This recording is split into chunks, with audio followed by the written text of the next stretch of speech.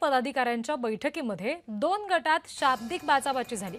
उद्धव ठाकरे यांनी ठाणे जिल्ह्यातील कळवा भागातल्या पुढाऱ्यांची अर्थात पदाधिकाऱ्यांची बैठक घेतली।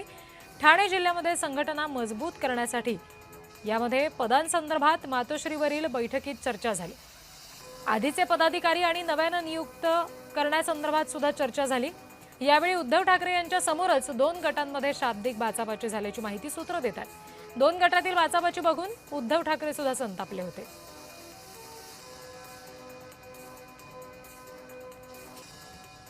उद्धव ठाकरे यांच्या समोरच 2 गटामध्ये शाब्दिक बाचाबाची झाली आणि ते पाहून उद्धव ठाकरेंनी सुद्धा या बैठकीत संताप व्यक्त केला अशी माहिती सूत्र देत आहेत।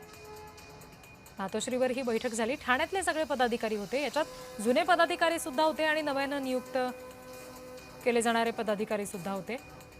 पण या दरम्यान कार्यकर्त्यांमध्ये शाब्दिक वाद झाला आणि उद्धव ठाकरे यांच्या समोरच हा सगळा वाद झाला। प्रतिनिधी महेंद्र जोईल या संदर्भात आणखी तपशील आपल्याला देत आहेत। महेंद्र, नक्कीच रिद्धी, आज मातोश्री येथे उद्धव ठाकरेंच्या निवासस्थानी जी ती ठाण्यातील पदाधिकाऱ्यांची एक बैठक झाली होती। या बैठकीत शाब्दिक बाचाबाची झाल्याची जे माहिती मिळते। ठाणे जिल्ह्यातील कळवा भागातली बैठक होती आणि उद्धव ठाकरे त्या बैठकी पदाधिकाऱ्यांना संबोधित करत होते। ठाणे जिल्ह्यामध्ये ही संघटना जी आहे ती मजबूत करण्याबाबत जे ते मातोश्रीवरील या बैठकीत नव्याने आणि जे नव्याने नियुक्त करण्याची संदर्भात ही चर्चा झाली होती।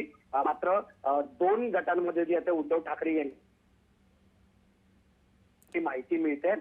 एकंदरीत एक तरुण अभिजित दिपके सारखा देशात आंदोलन करतो, मोदींना आव्हान देतो आणि तुम्ही इथे आपापसातच भांडताय असं उद्धव ठाकरेंनी त्यांना म्हणत झापलेलं आहे।